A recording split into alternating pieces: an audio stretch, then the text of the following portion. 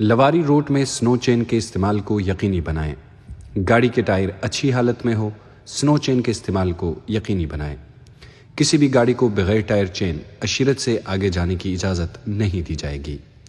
گاڑی کی رفتار آہستہ رکھیں اور بریک کا استعمال کم سے کم کریں۔ سنگل لائن پر چلیں، ڈبل لائن بنانے سے گریز کریں۔ گرم کپڑوں اور جوتوں کا استعمال کریں۔ گاڑی کی فیول ٹینک بھری ہوئی ہو۔